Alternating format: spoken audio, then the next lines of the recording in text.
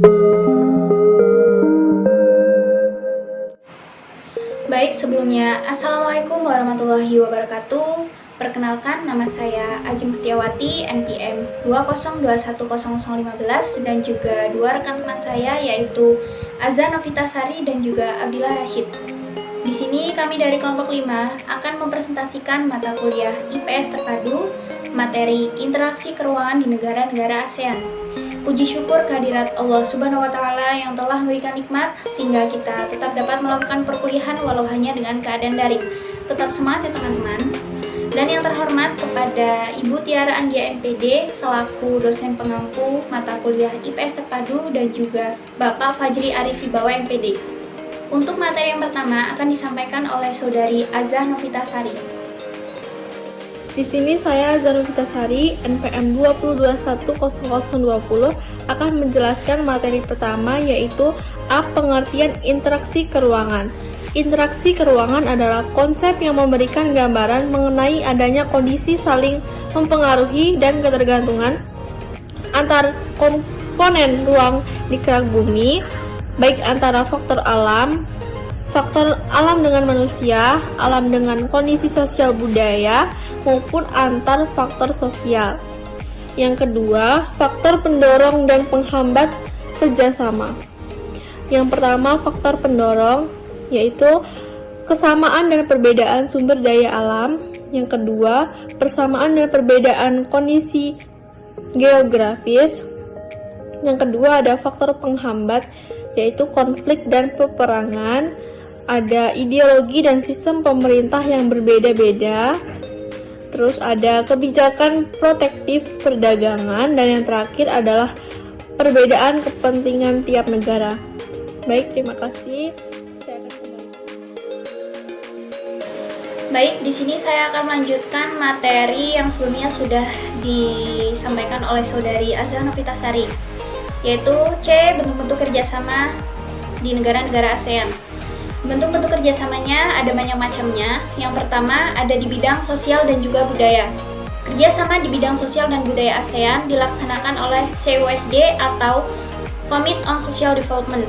Kerjasama ini dalam rangka bertujuan untuk meningkatkan keadilan sosial dan juga perbaikan standar hidup masyarakat ASEAN. Adapun bentuk-bentuk kerjasamanya meliputi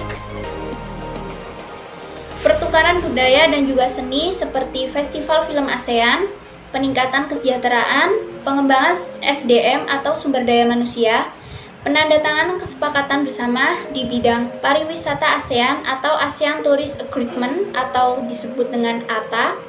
Selanjutnya, penyelenggaraan pesta olahraga 2 tahun sekali melalui SEA Games, menanggulangi masalah-masalah perkembangan penduduk dengan bekerja sama dengan badan-badan internasional yang bersangkutan. Selain kerjasama di bidang sosial dan juga budaya, negara-negara ASEAN juga bekerja sama di bidang politik dan juga keamanan. Untuk kerjasama di bidang politik dan juga keamanan sendiri bertujuan untuk menciptakan keamanan, stabilitas, dan juga perdamaian di negara-negara ASEAN. Kerjasama di bidang politik menciptakan ASEAN Regional Forum atau disebut ARF untuk membahas kasus-kasus terkini yang menjadi perhatian ASEAN 10 November 2020. Untuk bentuk-bentuk kerjasamanya meliputi yang pertama, penyelesaian sengketa Laut Cina Selatan. Yang kedua, kerjasama pemberantasan kesejahteraan lintas negara yang mencakup pemberantasan terorisme, perdagangan obat terlarang, pencucian uang, penyelundupan, dan juga perdagangan manusia. Yang selanjutnya ada kerjasama di bidang hukum seperti bidang migrasi dan juga kelembagaan antar parlemen. Baik, itulah materi yang dapat saya sampaikan. Untuk slide selanjutnya atau materi selanjutnya akan disampaikan oleh rekan saya yaitu Abdillah Rashid. Slide selanjutnya itu bentuk kerjasama di bidang pendidikan.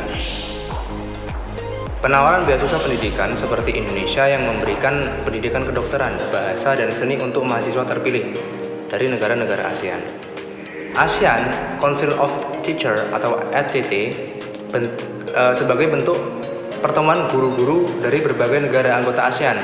Dengan adanya ACT, pada pendidikan berdiskusi dan berbagi ide-ide untuk mengembangkan kemampuan guru dan lingkungan belajar yang global. Lalu mengadakan Olimpiade Regional Asia Tenggara di bidang pendidikan untuk negara-negara anggota ASEAN. Dan ASEAN Japan Scholarship Fund atau fasilitas beasiswa untuk negara-negara anggota ASEAN belajar di berbagai universitas ASEAN dan Jepang. Slide selanjutnya yaitu integrasi ayat. Itu dari Quran surat Al-Hujurat yang artinya, wahai manusia, sungguh kami telah menciptakan kamu dari seseorang laki-laki dan seseorang perempuan. Kemudian kami jadikan kamu berbangsa-bangsa dan bersuku-suku agar kamu saling mengenal. Sesungguhnya yang paling mulia di antara kamu di sisi Allah ialah orang yang paling bertakwa. Sungguh Allah Maha mengetahui, Maha teliti. Quran surat Al-Hujurat ayat 13. Lalu untuk kesimpulan, interaksi dan kerjasama antar negara-negara ASEAN semakin berkembang seiring dengan munculnya berbagai kebutuhan setiap negara anggota. Kebutuhan sosial, politik, ekonomi, dan bidang-bidang lainnya menuntut suatu negara untuk berperan aktif melakukan kerjasama antar negara. Hal tersebut terkadang menimbulkan permasalahan sebagai akibat dari keinginan masing-masing negara untuk mendapatkan dan mewujudkan kepentingan nasional. Organisasi internasional kemudian dibentuk untuk mengatasi dan meminimalisasi masalah yang kemungkinan dapat menimbulkan dari interaksi antar negara dalam berbagai bidang. Dan terbatasnya sumber daya mendorong manusia melakukan segala usaha agar kelangkaan bisa terpenuhi kebutuhan hidup. Baik, terima kasih. Saya kembalikan ke moderator.